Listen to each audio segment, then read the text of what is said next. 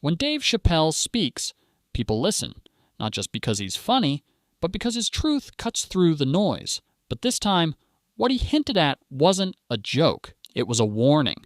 Because behind the laughter, the success, and the lights of Hollywood, there's a darker game being played. And according to Chappelle, Kevin Hart may not just be a player, he might be a handler. This is the story of power, manipulation, and control, and how the downfall of Diddy has exposed the very system that's been running Hollywood for decades. It started with Diddy's arrest, the industry-shattering moment when one of music's most untouchable moguls was suddenly dragged into a web of criminal allegations. For years, Sean Diddy Combs represented the pinnacle of power. Music, fashion, liquor, television, he had it all. But the same power that built his empire is now pulling it apart. And as the walls close in on Diddy, people have begun asking new questions, not just about what he did, but who helped him do it. Kevin Hart, Hollywood's golden boy, a man who went from the Philly comedy clubs to global superstardom. Movies, tours, endorsements, he's everywhere. But lately, fans have noticed something strange. That same nice guy image Kevin's known for, it's starting to crack. Old clips of him talking down to people resurfaced, whispers of arrogance and manipulation louder than ever. And most telling of all, the constant connection to Diddy. Because no matter where Diddy went, the parties, the clubs, the exclusive after-hour scenes, Kevin wasn't far behind. Now, we've all heard about Diddy's legendary parties. They were supposed to be glamorous. The biggest names in music, film, and sports under one roof. But behind the velvet ropes, something darker lurked. Guests described them as power rituals disguised as parties.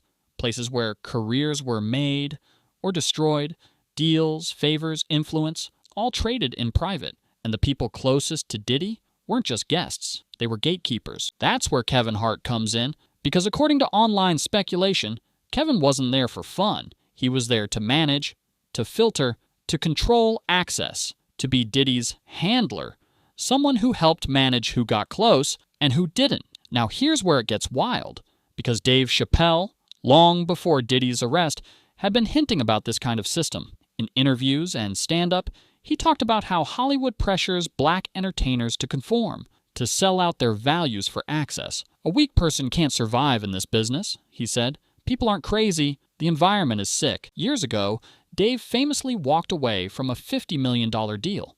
Why? Because he said the pressure to compromise his morals became unbearable. He described it as being controlled by forces that didn't want truth, only obedience. And when people laughed it off as paranoia, he disappeared to Africa. Now looking back, doesn't sound so crazy anymore. To understand Chappelle's message, you have to see how this machine works. Hollywood rewards loyalty, but only to the system. You play along, you get opportunities, you question it, you get blacklisted. And Kevin Hart? He's been rewarded more than almost anyone. Blockbusters, Netflix specials, brand deals. Kevin's everywhere because he fits in.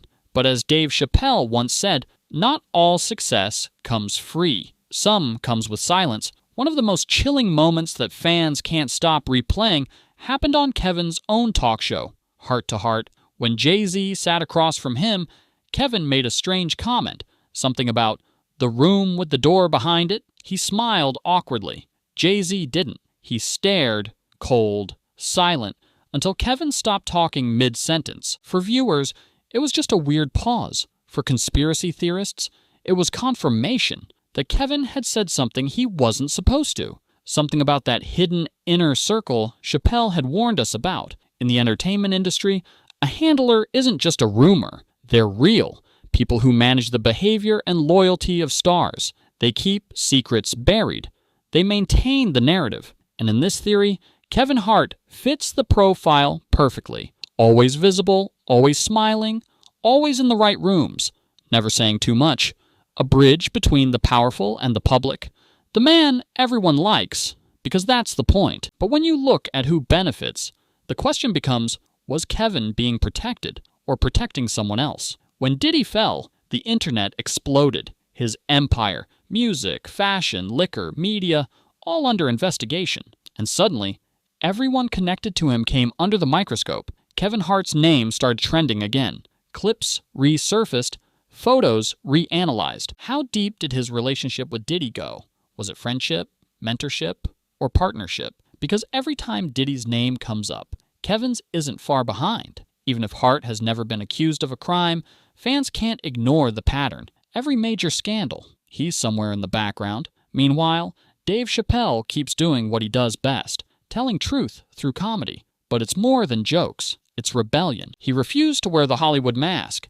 He refused to play the stereotypes.